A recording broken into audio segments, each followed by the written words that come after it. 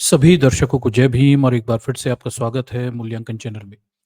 दर्शकों, आज के इस वीडियो में हम अपनी जो पुस्तक समीक्षा की सीरीज़ चल रही है और जिसमें हम डॉक्टर अम्बेडकर के द्वारा लिखी गई पुस्तक बुद्धा एंड इस धम्मा का यहाँ पे समीक्षा कर रहे हैं, जिसका पार्ट 1 हम बना चुके हैं पहले। आज उसका पार्ट 2 भाग 2 पर चर्चा आयोजित करने वाले हैं। तो चलिए देखते हैं इस पुस्तक में भगवान बुद्ध और उनके धम्म में आखिर डॉक्टर अम्बेडकर क्या जानकारियाँ दे रहे हैं।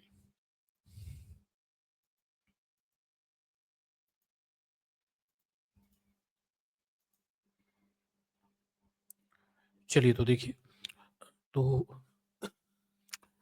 तो ये पुस्तक जो है भगवान बुद्ध और उनका धम्म डॉक्टर अम्बेडकर के द्वारा लिखी गई पुस्तक है और इसका पहला भाग जो है पार्ट 1 हम पहले इसका वीडियो बना चुके हैं। आप जाकर प्लेलिस्ट में पुस्तक समीक्षा बुक रिव्यू की प्लेलिस्ट में जाकर वहाँ पर देख सकते हैं। इसके बारे में आपको पूरी जानकारी मिल जाएगी।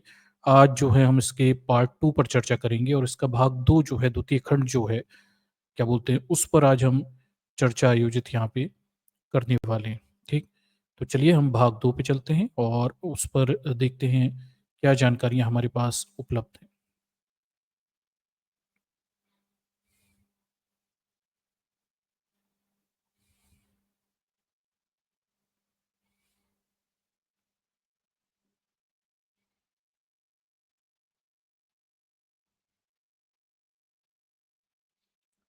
चलिए तो ये हम भाग 2 पे आ गए हैं, पार्ट 2 पे आ गए हैं और भाग 2 में आज के इस वीडियो में देखिए पार्ट 1 जो था उसका कंटिन्यूएशन पार्ट रहने वाला है। पार्ट 1 जो था भाग 1 था, उसमें हमने भगवान बुद्ध के उनके क्या बोलते हैं उस दौर की स्थितियाँ 6th सेंचुरी बीसी में क्या हालात थे उन पर प्रकाश डाला हुआ था। साथ में हमने उनके परिवार के बारे में, कुल के बारे में, उनके जन्म की कथा के बारे में अ, जानकारियाँ ली हुई थी और इसके बाद हमने भगवान बुद्ध का किस तरह से गृह त्यागा उन्होंने, उन दशाओं के बारे में चर्चाएँ की हुई थी और त्यागने के बाद उनके परिवार की दशाएँ, वो सब हमने पार्ट 1 में कवर किया हुआ था।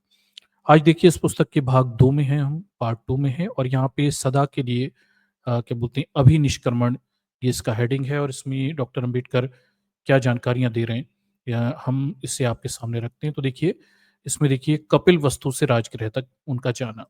अ, भगवान बुद्ध का किस तरह से कपिल वस्तु से राजगृह तक जाना हुआ, इस पर जानकारियाँ यहाँ पे दी गई। तो देखिए यहाँ पे कपिल वस्तु से निकलकर सिद्धार्थ गौतम ने मगध राज्य की राजधानी राजगृह जाने का विचार किया। उस समय राजा बिंबिसार का राज्य था। ये एक ऐसा स्थान था जहाँ बड़े-बड़े दार्शनिक और पंडित रहते थे। इस विचार से उसने गंगा पार की, उसने गंगा की तेज धारा तक की परवाह नहीं की। रास्ते में वह एक ब्राह्मण स्त्री शाकी के आश्रम में रुका। उसके बाद पद्म लिखे नाम की एक दूसरी ब्राह्मण स्त्री के आश्रम पर रुका और तब रैबत नाम के ब्राह्मण ऋषि के आश्रम पर क्या बोलते हैं, सभी ने उसका आतिथ्य किया। ठीक? तो गौतम बुद्ध निकलते हैं अपने सदा के लिए अभिनिष्क्रमण पे, ये फैसला वो करते हैं गृह त्याग के बाद परिवज्य होने के लिए और उसके बाद देखिए कपिलवस्तु से राजगृह की ओर जाते हैं। इस बीच वो क्या बोलते हैं कुछ आश्रमों में रुकते हैं। यहाँ क्या बोलते हैं ब्राह्मण स्त्री शाकी की बात है, पद्म नाम की दूसरी ब्राह्मण स्त्री के आश्रम की बात है और साथ में रैबत नाम के ब्राह्मण ऋषि के यहाँ रुकने की बात यहाँ पे बताई गई है। ठीक? वहाँ पर उनका आतिथ्य किया जाता है, स्वागत किया जाता है। आगे देखिए, उसका व्यक्तित्व, उसकी तेजस्विता और उसका अनुपम सौंदर्य ऐसा था कि उस प्रदेश के सभी लोगों को आश्चर्य हो रहा था कि उसने सन्यासी के वस्त्र कैसे धारण किए हुए। उसे देखकर अन्यत्र जाता हुआ कोई कोई वहीं खड़ा रह गया।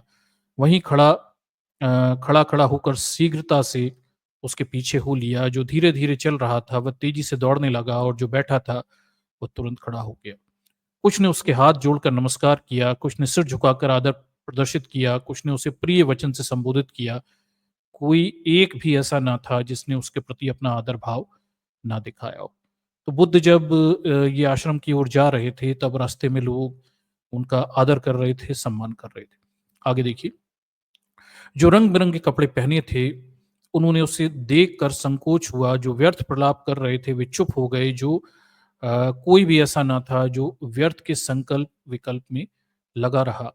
उसकी भौहें, उसका माथा, उसका मुँह, उसका शरीर, उसका हाथ, उसके पाँव, उसकी चाल, उसके शरीर का किसी ने कोई भी अंग देखा, वह मंत्रमुग्ध की तरह खड़ा रह गया। तो ये डॉक्टर अंबेडकर का व्याख्यान है, वो बता रहे हैं कि भाई किस तरह से गौतम बुद्ध को देखकर लोग मंत्रमुग्ध रह गए थे, जब वो गृह त्याग करके परिव्राजक बनने के लिए जा रहे थे।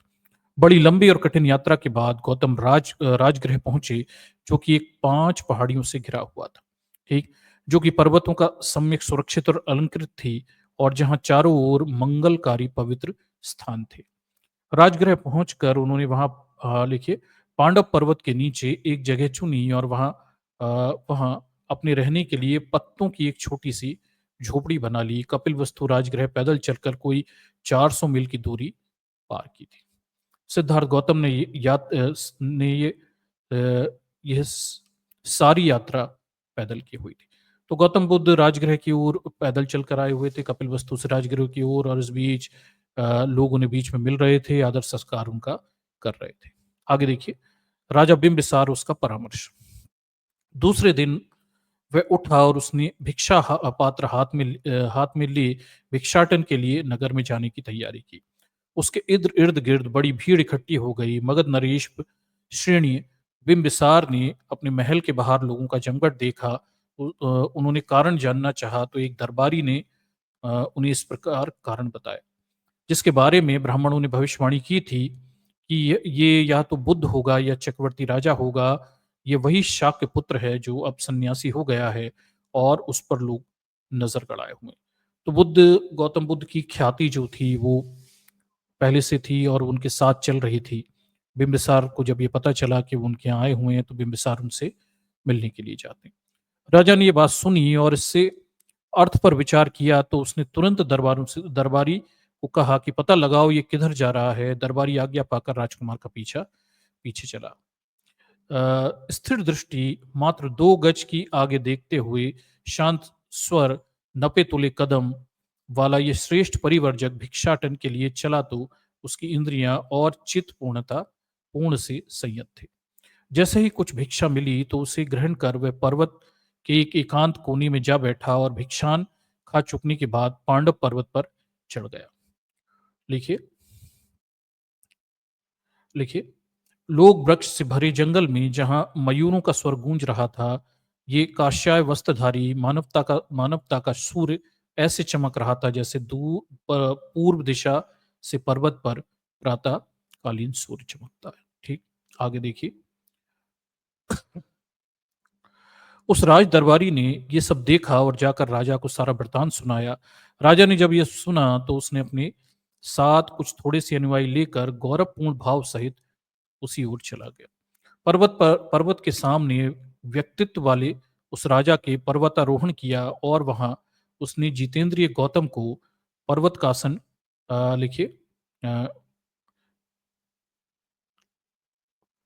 पर्याट का आसन लगाए बैठे देखा, और वह ऐसे प्रतीत होता था मानो चलायमान पर्वत पर शिखर।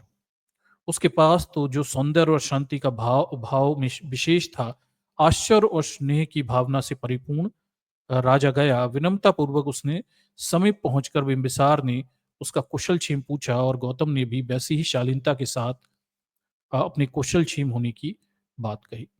तो जो राजा रहते हैं बिंबिसार, वो उनसे मिलने के लिए आते हैं गौतम बुद्ध से, और दोनों के बीच का एक वार्तालाप यहाँ पे होता है, जो कि काफी सार्थक है। आगे देखिए। तब राजा का एक स्वच्छ चट्टान पर बैठ गया और अपना मनोभाव व्यक्त करने के लिए इस प्रकार बोला कि तुम्हारे कुल से मेरी वंशानुगत प्रगाढ़ मैत्री है। इसी से मेरे मन में तुम्हें 2 शब्द कहने की इच्छा उत्पन्न हुई। मेरी बात ध्यान से सुनो।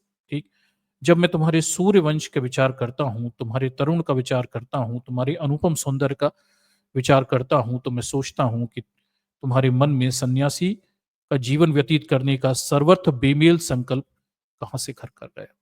तुम्हारे अंग रक्त चंदन से चर्चित होने योग्य हैं, रक्तांबर से नहीं। तुम्हारा ये हाथ प्रजा रक्षण के योग्य है, भिक्षा पात्र ग्रहण करने के योग्य नहीं।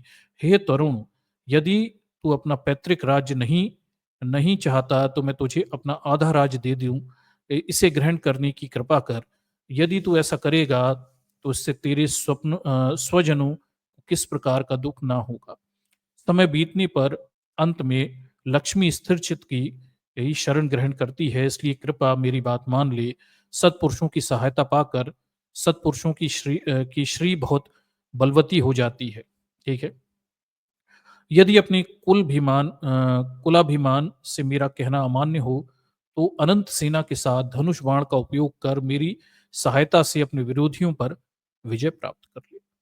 इसीलिए इन तीनों पुरुषार्थों में से एक को चुन ले। धर्मानुसार अर्थ और काम की प्राप्ति की कामना करो। काम और मोक्ष की उल्टे क्रम के, अर्थात पहले काम की ओर और फिर मोक्ष की ओर इच्छा करो। जीवन के धर्म अर्थात काम, यही तीन उद्देश्य हैं। जीवन के धर्म, अर्थ और काम, यही तीन उद्देश्य हैं। आदमी मरता है तो जहां तक इस संसार का संबंध है, सभी कुछ निरूप को प्राप्त हो जाता है। ठीक। इसलिए इन तीन पुरुषार्थों की प्राप्ति का प्रयास करके जीवन को सफल करो। कहा है कि धर्म, अर्थ और काम की प्राप्ति ही जीवन की सफलता है। इन धनुष बाण धारण करने में समर्थ बाहुओं को बेकार ना रहने दो। इस पृथ्वी का तो कहना ही क्या, इसमें से तीन लोगों को भी जीत लेने का सामर्थ्य है।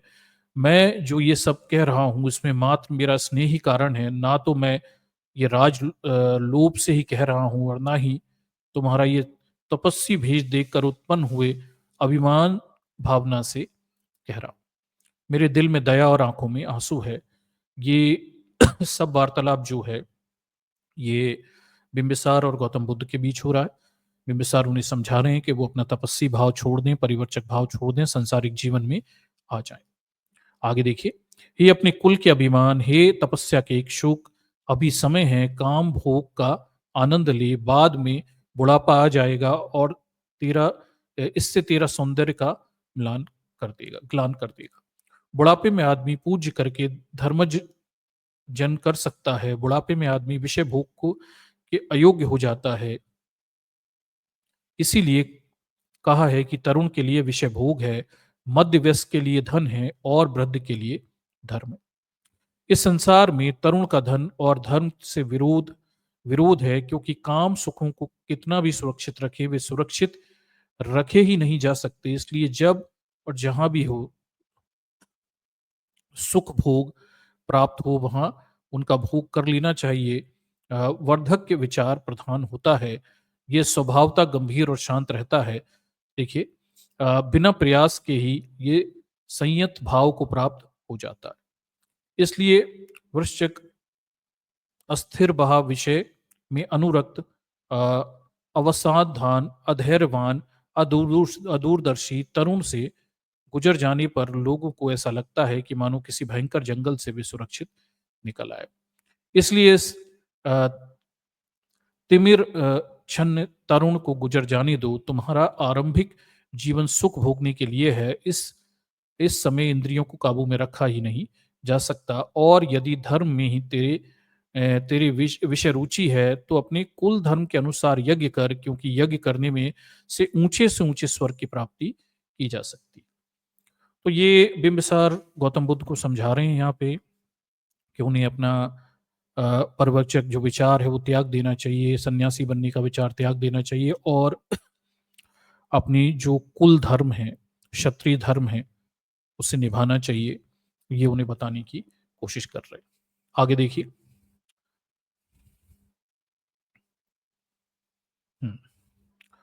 लिखिए।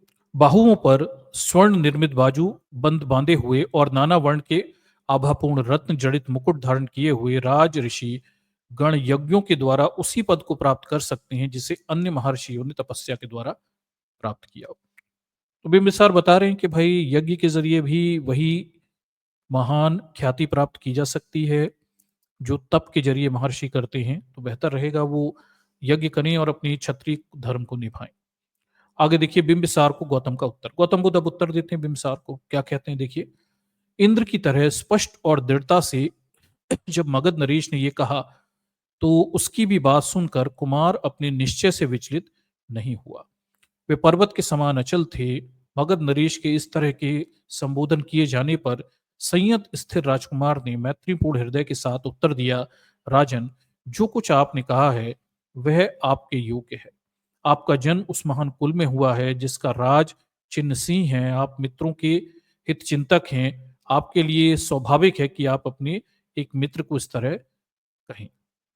दूरशील की कुलागत मैत्री शीघ्र ही नष्ट हो जाती है। देखिए, दुष्शीलों की कुलागत मैत्री शीघ्र ही नष्ट हो जाती है।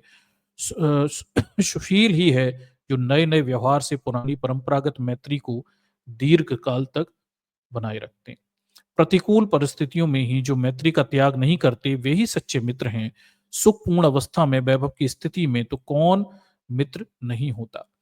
संपत्ति प्राप्त होने पर अपने मित्र के लिए तथा धर्म के निमित्त जो उसका उपयोग करते हैं उन्हीं की संपत्ति सार्थक है। जब इसका विनाश भी होता है तब भी ये दुखजनक नहीं सिद्ध होता।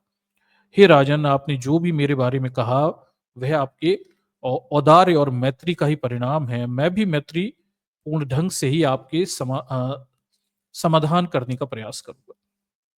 ठीक है। तो गौतम बुद्ध यहाँ पे बिंबिसार के जो उन्होंने बिंबिसार ने गौतम बुद्ध को जो क्या बोलते हैं एक प्रकार का निमंत्रण दिया था कि आप सब छोड़ के रह जाइए, ये सब जो परिवर्जक बनने का विचार है इसे त्यागिए और अब वापस ग्रस्त जीवन में आइए। उसके विरुद्ध गौतम बुद्ध उनसे अपने विचार रखते हैं। वो आगे देखिए, मुझे ना सांपों से ही उतना भय लगता है, ना आकाश के गिरने वाले वज्र से ही उतना भय लगता है, ना वायु के झोंकों से प्रेरित आग के शोलों से ही इतना भय लगता है जितना भय इन इंद्रियों के विषयों से लगता है। ठीक है। ये अस्थिर विषय हमारे सुख और संपत्ति के विनाशक हैं, जो संसार में अनंत शून्य और माया के सदृश हैं। आशा काल में ही आदमी के चित्त को चंचल कर देते हैं। जब वे उसे ग्रस लेते हैं तब तो इनका कहना ही क्या। आगे देखिए, मत्स्य लोक तो क्या है, दिव्य लोक में भी विषय अनुराक्त को संतोष और सुख प्राप्त नहीं होता। जिस प्रकार धन से वायु प्रेरित आग की कभी भी तुष्टि नहीं होती, उसी प्रकार विषयों की कामना रखने वाले की भी कभी प्यास नहीं बुझती। ठीक। विषयों से बढ़कर आगे देखिए, विषयों से बढ़कर संसार में विपत्ति नहीं है। अविधा में ग्रस्त रहने के ही कारण लोग उनमें अनुरक्त होते हैं। एक बार विषयों से भयभीत हो जाने पर कौन बुद्धिमान फिर अपनी कामना करेगा। ठीक है। समुद्र से घिरी सारी पृथ्वी जीत लेने पर भी राजा लोग समुद्र से दूसरी और विजयी होने की कामना करते हैं। जिस प्रकार अपने में गिरने वाली नदियों से समुद्र अतृप्त ही रहता है, उसी प्रकार आदमी भी कभी भी विषयों से प्राप्ति नहीं होती। आदमी को भी कभी भी विषयों से तृप्ति नहीं होती। आकाश से स्वर्ण वर्षा हो चुकने पर भी, चारों समुद्रों को जीत लेने पर भी, शक्र देखिए का आधा राज हस्तगत हो जाने पर भी राजा मानधाता विषयों से अतृप्त ही रहे थे। ठीक है। जब इंद्र ने वृत्त के भय के मारे अपने आप को छिपा लिया था, उस समय नहुष स्वर्ग लोक का सुख भोग कर भी अहंकार के वशीभूत हो से अपनी पालकी उठवा कर भी विषयों से अतृप्त रहा था। इन विषय भोग नामधारी शत्रुओं का कौन स्वागत करेगा, जिन्होंने ऐसे ऋषियों पर भी काबू पा लिया जो दूसरे ही पुरुषार्थ में लगे थे, जो वल्कल वस्त्र धारण करते थे, जो फल फूल खाकर गुजारा करते थे, जिनकी सांप जैसी लंबी लंबी जटाएं थी। विषयक्त मनुष्यों को दुखों की जानकारी हो जाने पर जो संयत है उसके लिए यही योग्य है कि वह विषयों के पास ना भटके। तो यहाँ पर विषय भोग और विषय जो भी सांसारिक चीजें हैं, गौतम बुद्ध उनके अ, व्यर्थ होने के बारे में बता रहे हैं। विषयक्त मनुष्यों के लिए विषय संबंधी सफलता ही एक विपत्ति है, क्योंकि इच्छित विषय की प्राप्ति होने पर वह उससे मदमत हो जाने पर जो नहीं करना चाहिए वह करता है, जो करना चाहिए वह नहीं करता है और इससे आहत होकर वह भयानक दुख को प्राप्त होता है। ये काम विषय जो बड़े ही प्रयास से सुरक्षित रखे जाते हैं, जो विषय की लिखिए वंचना के अनंतर जहां से आते हैं वहां लौट जाते हैं, जो थोड़ी देर के लिए ऋषियों के लिए जैसे ही होते हैं, कौन बुद्धिमान संयत आदमी इनमें आनंद मनाएगा। गौतम बुद्ध कह रहे हैं कि जितने भी सांसारिक विषय हैं वो तो कुछ समय के लिए हैं, वो खत्म हो जाते हैं। कौन बुद्धिमान आदमी इनके चक्कर में फंसना चाहेगा, स्थायित्व की तरफ जाएगा। ठीक। ये काम विषय उल्का के समान हैं, इनके पीछे पड़ने पर ये पिपास में वृद्धि का कारण होते हैं और पिपासा में वृद्धि का कारण होते हैं और कौन बुद्धिमान संयमित आदमी इन्हें प्राप्त कर संतुष्ट होगा। ये विषय, ये काम विषय फेंके हुए मांस के समान हैं जो राजा से लेकर सभी के दुख का कारण होते हैं। कौन बुद्धिमान संयमित आदमी इन्हें प्राप्त करने कर संतुष्ट होगा। ये विषय, ये काम विषय इंद्रियों की ही तरह नाश्वर हैं। जो भी इनमें रमण करता है उसके लिए विपत्तिजनक ही होते हैं। कौन बुद्धिमान संयमित आदमी इन्हें प्राप्त कर संतुष्ट होगा। जो संयमित आदमी इन काम विषयों से डसा जाता है, ये उसका सुख हर लेता है और उसके विनाश का कारण होते हैं। ये एक क्रुद्ध निर्दय सर्प के समान है। कौन बुद्धिमान संयमित आदमी इन्हें प्राप्त कर संतुष्ट होगा। जिन काम विषयों को भोगने से भी वैसी ही तृप्ति नहीं होती जैसा कि कुत्ते की हड्डी चाटने से, जो सूखी हड्डियों के पंजर के समान है। कौन बुद्धिमान संयमित आदमी इन्हें प्राप्त कर संतुष्ट होगा। जो दरिद्र कामांध हैं, जो विषयाश का दास है, वही संसार में मृत्यु दुख का अधिकारी है। गीतों के कारण हिरण विनाश को प्राप्त होते हैं। ठीक है, गिद्धों के देखिए, गीतों के कारण हिरण विनाश को प्राप्त होते हैं। दीपक की चमक के कारण पतंगे आग में जल भूनकर जान गंवाते हैं। मांस लोभी मछली लोहे का कांटा निगल जाती है। इसलिए संसार के काम भोग अंत में विनाश का ही कारण होते हैं। ये जो सामान्यतः कहा जाता है कि काम भोग भोगने के लिए हैं, यदि विचार कर देखा देखा जाए तो इनमें से कोई भी योग्य पदार्थ नहीं है। अच्छे-अच्छे कपड़े और दूसरी भी वैसी ही सभी चीज़ें अधिक से अधिक दुःख का मार्जन मात्र हैं। ठीक है। पानी प्यास बुझाने के लिए होता है, भोजन सुख मिटाने के लिए होता है, घर हवा धूप वर्षा से बचाने के लिए हैं, वस्त्र शीत से रक्षा करने के लिए तथा नग्नता ढकने के लिए हैं। इस प्रकार शौर्य तंद्रा के विधाता के लिए है, वाहन यात्रा की थकावट मिटाने के लिए है, आसान खड़े रहने की थकावट दूर करने के लिए हैं। इसी प्रकार शरीर शुद्धि के स्वस्थ का साधन, स्नान शरीर शुद्धि शुद्धि के स्वास्थ्य का साधन। जितने भी वह पदार्थ हैं वे आदमियों के दुख हरण के लिए साधन हैं, वे अपने में भोग पदार्थ नहीं है। जो बुद्धिमान आदमी इन दुख से दूर करने में साधनों को भोग्य वस्तु मानकर भोगेगा। जो आदमी सन्निपात ज्वर से ग्रसित होने पर ठंडी पट्टी आदि से भोग्य वस्तु माने, जो कि केवल वेदना को दूर करने के लिए ही उपाय है, वही आदमी इन काम विषयों को भोग्य वस्तु के नाम नाम दे सकता है। ठीक।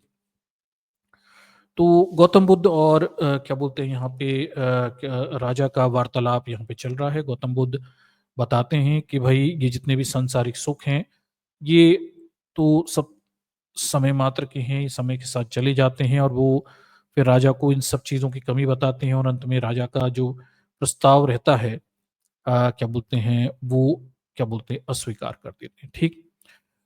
आगे देखिए, राजा जो भी एक जोड़ा कपड़ा ही लगता है, वह भूख मिटाने के लिए थोड़ा भोजन ही अपेक्षित होता है। इसी प्रकार एक शैया और एक आसन की आवश्यकता होती है, शेष सब मद के लिए होते हैं। ठीक। तो गौतम बुद्ध के विचार हैं, एक परिवर्चक के विचार हैं जो संसार त्यागना चाहता है, वो अपने विचारों को यहाँ पे व्यक्त कर रहा है। ठीक। आगे वो कहते हैं, मैंने रोष में आकर ग्रह नहीं त्यागा और ना ही इसलिए कि शत्रु के बाणों में मेरे मुकुट को गिराया, और ना ही कोई दूसरी फल आकांक्षा ही है जिसके कारण मैं अपने प्रस्ताव का स्वागत, मैं जिसके कारण मैं आपके प्रस्ताव का स्वागत नहीं कर रहा हूं।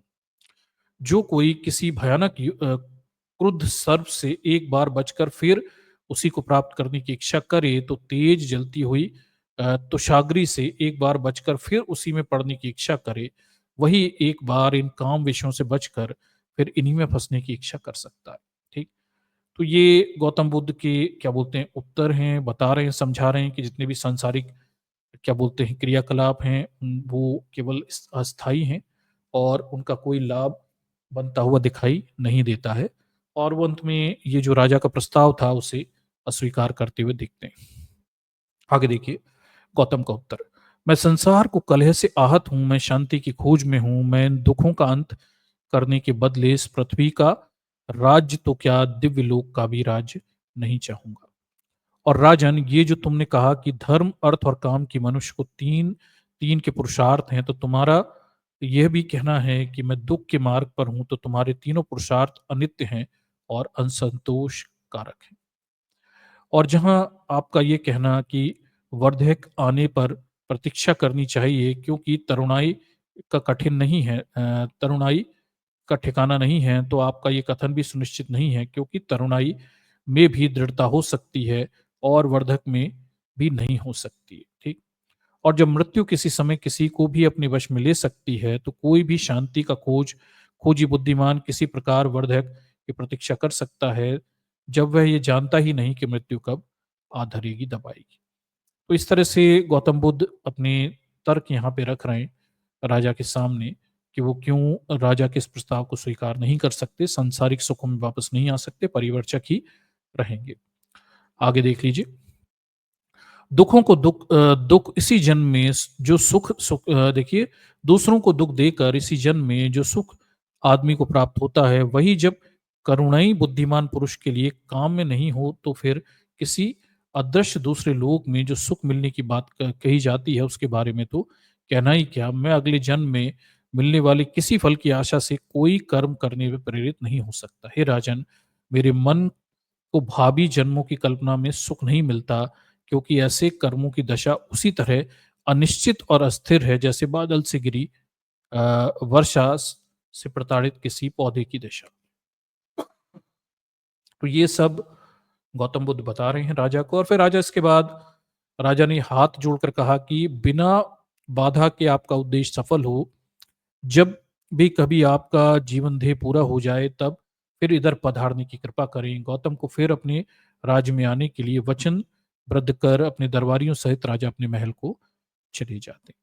तो इस तरह से ये बड़ा वार्तालाप है गौतम बुद्ध और राजा के बीच में। और बड़ा सार्थक वार्तालाप भी है। राजा गौतम बुद्ध को वापस संसार में आने का, सांसारिक जीवन में आने का प्रलोभन देते हैं, और गौतम बुद्ध इससे जरा भी डिग नहीं होते, और वो अडिग रहते हैं अपने क्या बोलते हैं संकल्प पर। और फिर वो आगे बढ़ते हैं अपने परिवर्जक होने की प्रक्रिया की तरफ। आगे देखिए शांति का समाचार। इसमें देखिए, जब गौतम राजगृह की कुटी बनाकर ठहरे हुए थे, उसी समय 5 दूसरे परिवर्जक भी आए और उन्होंने भी उनके पास ये कुटी बना ली। इन 5 परिवर्जकों के नाम थे कौंडिन्य, अश्वजीत, वश्व, महानामा और भद्रिका। वे भी गौतम के व्यक्तित्व से प्रभावित हुए और सोचने लगे कि इसकी प्रव्रज्या का क्या कारण रहा होगा। राजा बिंबिसार की भांति ही उन्होंने उन्हें भी इस विषय का प्रश्न किया। जब उसने उन्हें वह सारी परिस्थितियां समझाई कि उसके परिवर्जक होने का कारण बनी थी, तो उन्होंने कहा कि हाँ, हमने ये सुना है, लेकिन तुम जानते हो कि तुम्हारे चले जाने के बाद क्या हुआ? सिद्धार्थ का उत्तर था नहीं। जब उन जब उन्होंने उसे बताया कि उसके चले जाने के बाद कोलियों से युद्ध ठन्ने के विरोध में शाक्यों ने बड़ा आंदोलन छिड़ गया। आदमी, औरतें, लड़कियों ने प्रदर्शन किए और जुलूस निकाले। वे नारा लगा रहे थे कि कोलियों और शाक के भाई भाई हैं, भाई का भाई के विरुद्ध शस्त्र उठाना अनुचित है। गौतम के जलावतन हो जाने को याद करो इत्यादि और आंदोलन का ये परिणाम हुआ कि शाक संघ को एक सभा बुलाकर पुनः अपने निर्णय पर विचार करना पड़ा। इस समय बहुमत कोलियों से समझौता कर लेने के पक्ष में था। शाक संघ ने 5 जनों को अपना दूध चुना और उन्हें ये काम सौंपा कि कोलियों के साथ संधि वार्ता चलाए जाएं। जब कोलियों को इसका पता लगा तो प्रसन्न हुए। उन्होंने भी अपने 5 जनों को चुना और शाक्यों के दूत के साथ संधि वार्ता चलाई। दोनों और दूत आपस में मिले। दोनों ने तय किया कि एक स्थायी पंचायत की नियुक्ति की जाए। रोहिणी के जल को लेकर कभी भी यदि कोई झगड़ा हो तो पंचायत के सामने ही रखा जाए। पंच निर्णय करें, और इस प्रकार युद्ध खतरा सदा के लिए शांत हो गया। तो ये जो 5 साथी आते हैं, गौतम को बताते हैं कि उनके जाने के बाद शक और कोलियों के बीच संधि हो गई है और लड़ाई शांत हो गई है। अब गौतम को परिवर्जक बनने की आवश्यकता नहीं है, और वो कहते हैं गौतम चाहें तो वापस घर जा सकते हैं। ठीक। आगे देखिए। ये देखिए, अब तुम्हारे लिए परिवर्जक बने रहने की कोई आवश्यकता नहीं है, तुम अपने घर के लोगों के पास जा सकते हो। सिद्धार्थ का उत्तर था कि इस शुभ समाचार से मुझे प्रसन्नता हुई, वे मेरी मेरी विजय है, लेकिन मैं वापस घर नहीं जाऊंगा, मुझे नहीं जाना चाहिए। गौतम ने उन 5 परिव्राजकों से पूछा, तुम्हारा क्या कार्यक्रम है? उनका उत्तर था कि हमने तपस्या करने का निश्चय किया है, तुम भी क्यों हमारे साथ शामिल नहीं होते हो? ठीक। सिद्धार्थ ने कहा कि शैन्य शैन्य मुझे दूसरे पथों की परीक्षा करनी है। जब 5 परिव्राजक चले गए, ठीक। तो ये सब यहाँ पे चल रहा है और गौतम बुद्ध जो हैं इस समय परिवर्जक बनने की प्रक्रिया से आगे बढ़ रहे हैं। ठीक। चलिए आगे देखते हैं। समस्या की नई पृष्ठभूमि, इसके बाद क्या होता है? देखिए, तो 5 परिवर्तकों द्वारा लाए गए समाचार ने शक-कोलियों का युद्ध ना होना रुकवा दिया, तो गौतम बड़ा बेचैन हो गए। अकेले होने पर उन्हें बड़ी गंभीरता से सोचने लगे कि अब भी परिवर्जक बने रहने का उनके लिए कोई औचित्य कारण है या नहीं। उसने अपने से प्रश्न किया कि वह अपने बंधु-बांधवों को क्यों छोड़कर आए हैं और उन्होंने इसलिए गृह त्याग किया था क्योंकि वह युद्ध का विरोधी थे। अब जबकि युद्ध समाप्त हो गया है, तब भी क्या मेरे लिए कोई समस्या शेष रह गई है? क्या युद्ध की समाप्ति के साथ-साथ मेरी समस्या भी समाप्त हो गई है? गहराई से सोचने पर उन्हें उत्तर मिला, नहीं।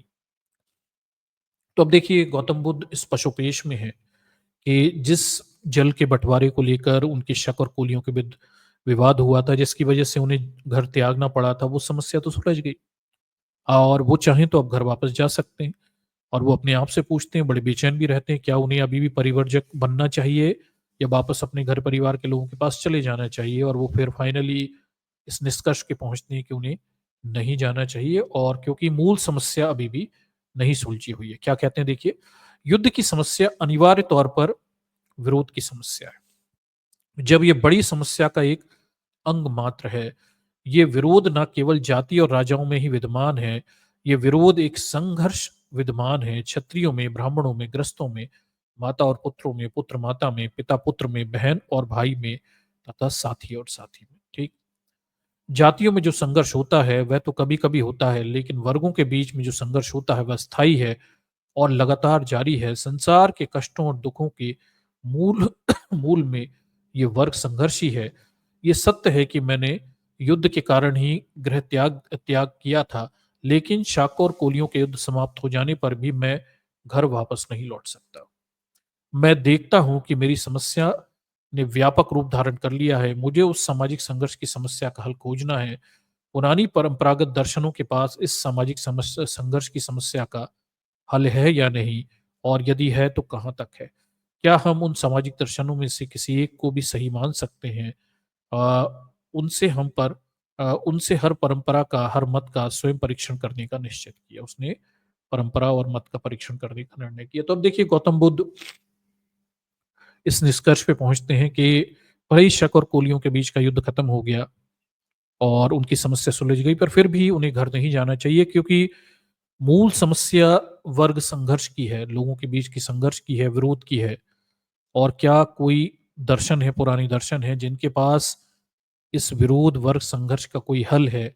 और हल है तो उन्हें वो खोजेंगे। गौतम बुद्ध अब वर्ग संघर्ष, जो इंसानों के बीच का संघर्ष है, जो विरोध है, इसका हल खोजने के लिए तमाम सारे उस समय के प्रचलित मत और दर्शनों की ओर एक-एक करके जाते हैं, ताकि उन्हें मूल समस्या का हल मिल जाए, और वो समस्या है वर्ग संघर्ष और विरोध की समस्या। आगे देखिए। ठीक। तो ये दर्शकों, यहाँ पर हम दूसरे पार्ट पर पहुँच गए, दूसरे भाग पर पहुँच गए हैं। ये दूसरा भाग है, सेकंड पार्ट है, और क्या बोलते हैं, हमारा जो दूसरा वीडियो है सेकंड पार्ट तक रहेगा। इसके बाद हम तीसरे पार्ट में जाएँगे और तीसरे भाग में हम देखेंगे कि गौतम बुद्ध किस तरह से नए प्रकाश की खोज में आगे निकलते हैं अपनी उस समस्या के समाधान के लिए, कि वो जानना चाहते थे कि लोगों के बीच जो वर्ग संघर्ष चल रहा है, उसका हल किसी दर्शन के पास है कि नहीं, किसी विचार के पास है कि नहीं। तो तमाम सारे दर्शन, विचार, इन सब का अभ्यस्त करते हैं, और जब उनसे असंतुष्ट हो जाते हैं तो अपना ही क्या बोलते हैं, खुद हल निकालते हैं और लोगों के सामने रखते हैं, और वही फिर बौद्ध मत के रूप में हमारे सामने आता है। ठीक। तो आप समझे होंगे कि गौतम बुद्ध के जीवन का संघर्ष अब आपको समझ में शायद आ रहा होगा। ठीक। और आपकी कई सारी भ्रांतियां यहाँ से शायद दूर भी हो रही होंगी, जो बुद्ध के संदर्भ में बनाकर परंपरागत इतिहासकारों ने रखी हुई है। ठीक, तो चलिए ये जो अभी का जो हमारा वीडियो है सेकंड पार्ट, उसमें बस हम इतना ही रखेंगे, और फिर जो नेक्स्ट पार्ट रहेगा उसमें पार्ट 3 में तमाम सारे दर्शनों और तमाम सारी जो क्या बोलते हैं दार्शनिक विचार उस समय प्रचलित थे, उनका गौतम बुद्ध अभ्यस्त करते हैं और उसमें उन्हें क्या समझ आती है, क्या जानकारियाँ मिलती हैं, किस तरह से वो उन्हें देखते हैं, उसके बारे में चर्चा करेंगे। ठीक? तो सभी लोगों का बहुत-बहुत शुक्रिया इस सेकंड पार्ट के वीडियो में बने रहने के लिए। थर्ड पार्ट के वीडियो में हम फिर से मिलते हैं, और सबको जय भीम और गुड नाइट।